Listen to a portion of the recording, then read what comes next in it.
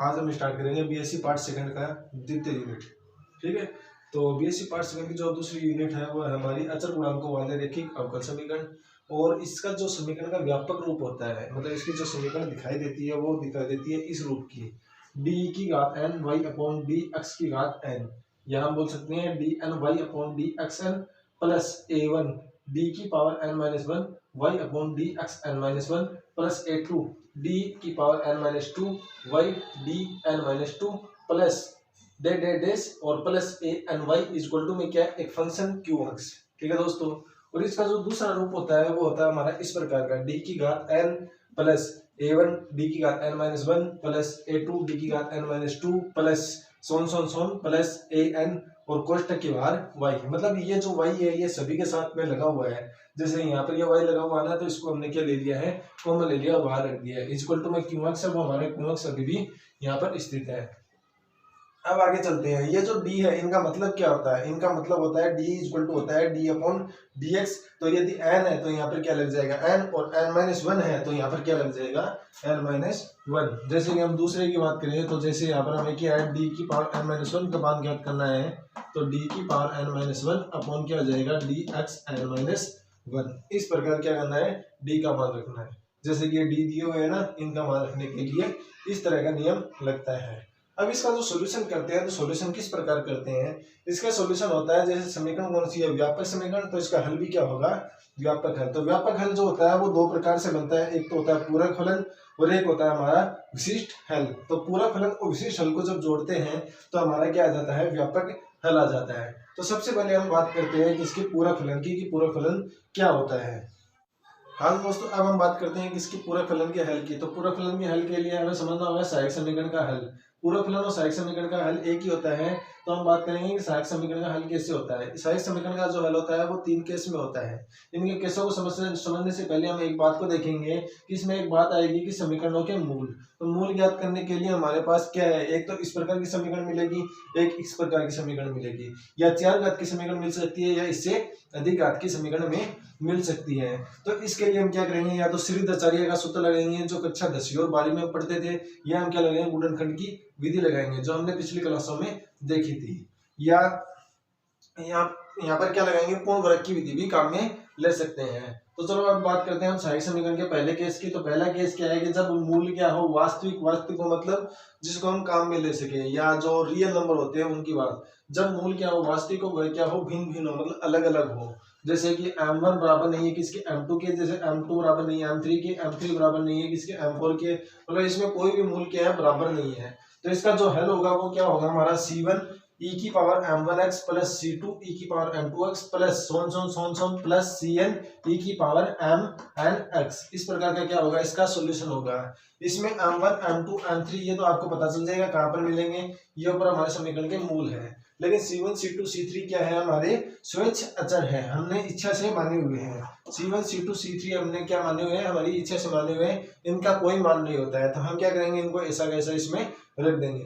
दूसरी बात करते हैं हम केस सेकंड की। केस सेकंड में क्या होगा, जब मूलों की क्या हो, पुनरावृत्ति, मतलब कुछ मूल क्या हो जाए समान, जैसे दो मूल समान हो जाए और एक मूल क्या हो जाए, भिन्न हो जाए, या दो मूल समान हो जाए, या एक मूल, एक से अधिक मूल क्या हो जाए, भिन्न हो जाए, या दो मूल समान हो, दो मूल भिन्न हो, इस प्रकार, या तीन मूल क्या हो, हमारे पास समान हो। जैसे कि m1 बराबर है किसके, m2 के, और इन दोनों को हमने क्या मान लिया है, m मान लिया है। इन दोनों को हमने क्या मान लिया है, m, क्योंकि दोनों का मान एक है इसलिए हमने क्या मान लिया, इसको एक नया कांस्टेंट m मान लिया।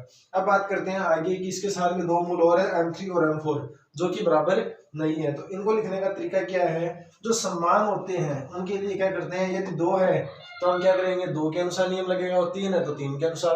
तो करना क्या है इसके अंदर, तो पहले के लिए हम क्या लिखेंगे, c1, ठीक है, इसके पास कोई x नहीं होगा।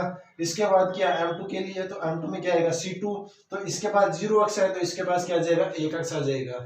अगर इसके पास क्या होता, m3 भी होता तो ये आ जाता इस प्रकार का c3x²। ठीक है दोस्तों, तो इसमें जैसे जैसे क्या हो जाए, मूल समान होते जाए, तो उसके पास क्या है, यहाँ पर जितने हैं ना उससे एक कम क्या लगानी है, घात लगानी है। यहाँ पर 3 है तो यहाँ पर क्या 2, यहाँ पर 2 है तो यहाँ पर क्या 1, तो यहाँ पर 1 है तो यहाँ पर कितने हैं, 0। ठीक है दोस्तों, तो इस प्रकार क्या करना है, हमें समान मूलों के बारे में हल इसका ज्ञात करना है। इसके साथ में हमारे जो पीछे के दो हल है यहाँ पर जो हमने ज्ञात किए थे C1 C2 के लिए, इसी प्रकार C3 C4 के लिए, C3 e की पावर m3x और प्लस C4 e की पावर m4x। इसके बाद इसका जो थर्ड केस है वो क्या है, जब इसका थर्ड केस क्या है, जब मूल अधिकल्पित हो। अधिकल्पित का मतलब होता है समिक्षर मूल हो, मतलब कॉम्प्लेक्स हो। जैसे हमने कक्षा 11वीं में पढ़ी थी कॉम्प्लेक्स नंबर उस प्रकार के, अल्फा प्लस आइटा बीटा इस प्रकार के, या a प्लस आइटा b इस प्रकार की समीकरण हो। जब मूल क्या अधिकल्पित हो या समिक्षर संख्या हो इस प्रकार की, alpha plus minus iota beta, मतलब प्लस भी आ सकता है और माइनस भी आ सकता है, ऐसी समीकरण हो तो इसका हल किस प्रकार लिखते हैं, y इक्वल टू e की पावर अल्फा x। यहाँ पर जो मान है ना, यहाँ पर जिसके पास आइटा नहीं है वो मान क्या पर रखना है, e के ऊपर, e की पावर अल्फा x और कोष्टक c1 प्लस c2x और कोस में क्या रखना है, बीटा x।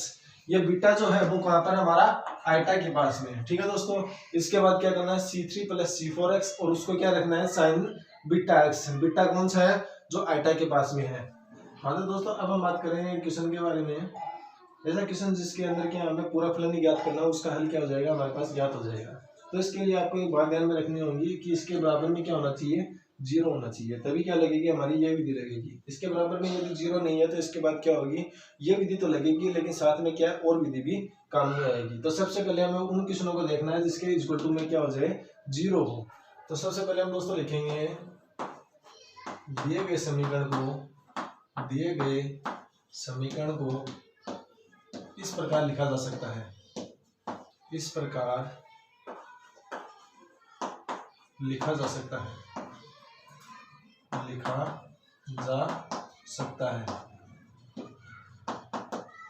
ठीक है दोस्तों। किस प्रकार लिखा जा सकता है, हमने बात की थी, क्या बात की थी कि d upon D X equal to क्या होता है हमारे पास d। इस पर एक आता है तो इस पर क्या हो जाएगी, एक घात, दो घात है तो क्या हो जाएगी हमारे पास दो घात, ठीक है दोस्तों। तो सबसे पहले d अपॉन डी एक्स को हम क्या लिख देंगे, यहाँ पर d और कितनी घात है, यहाँ पर दो घात, तो यहाँ पर क्या लग गई दो घात, प्लस क्या है कांस्टेंट राशि 2, तो यहाँ पर आ गया 2 d अपॉन डी एक्स को क्या लिखते हैं हम, d लिखते हैं। इस पर कितनी घात है, एक घात, तो एक घात, यहाँ पर कितना है 5, तो ये आ गया 5, और ये कोष्टक और ये y तीनों का क्या आ गया कॉमन, और इसको लिख देंगे बाहर, और इक्वल टू क्या आ जाएगा हमारे पास 0, ठीक है दोस्तों। इसके सहायता से क्या लिख दिया हमने, इस समीकरण को इस रूप में लिख दी। अब हम आगे बात करते हैं।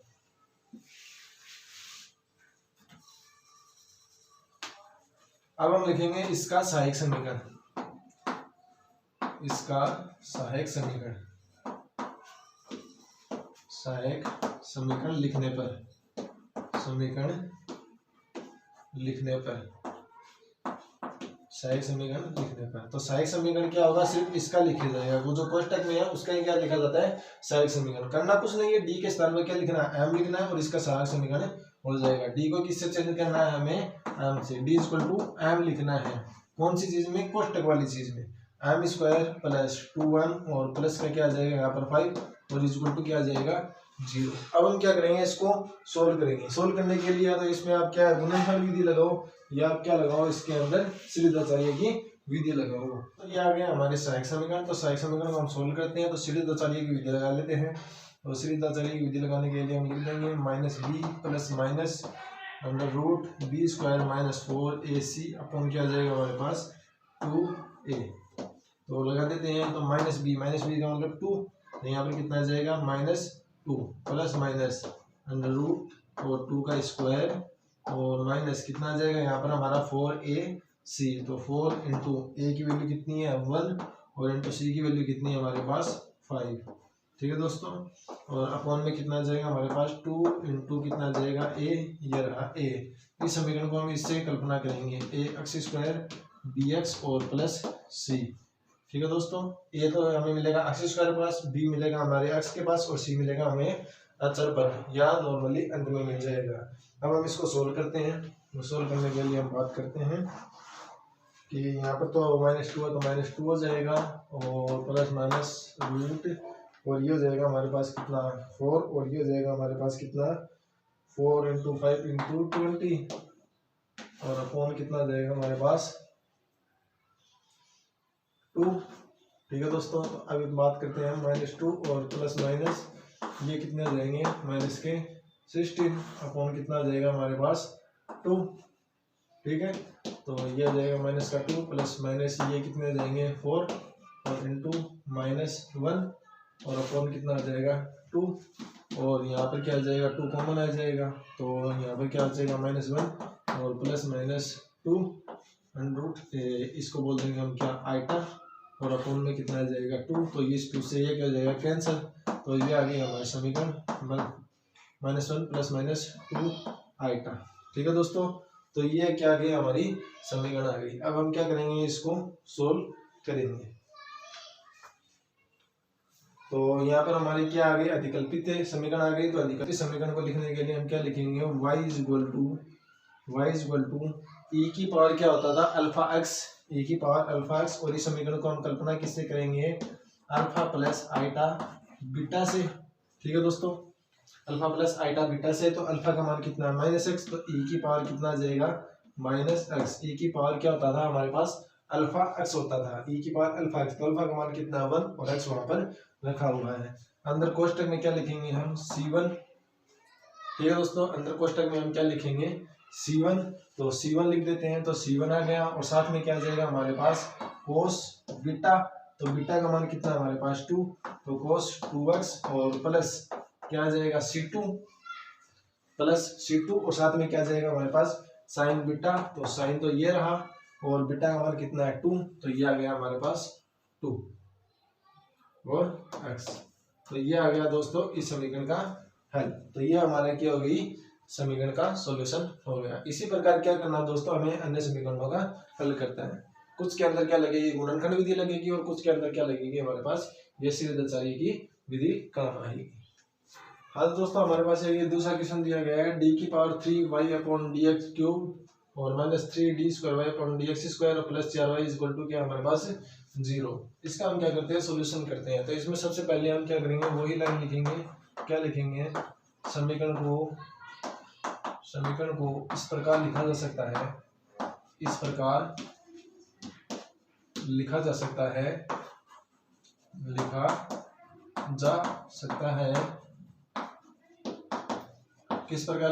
है दोस्तों d की पावर 3 और -3d की पावर 2 और प्लस क्या आ जाएगा हमारे पास 4 और बाहर क्या आ जाएगा y और इक्वल टू में क्या आ जाएगा हमारे पास 0। फिर क्या लिखेंगे सहायक समीकरण लिखने पर सहायक समीकरण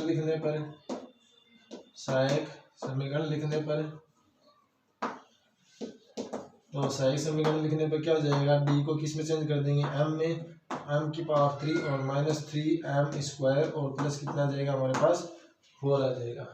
हाँ तो दोस्तों अब हम इसका क्या करते हैं हल करते हैं। तो हल करने के लिए हम क्या करेंगे गुणनखंड विधि काम में लेंगे या क्या हम सिद्धाचार्य का सूत्र काम में लेंगे। लेकिन सिद्धाचार्य का सूत्र 2 घात पर काम आता है, इसमें क्या है 3 घात है।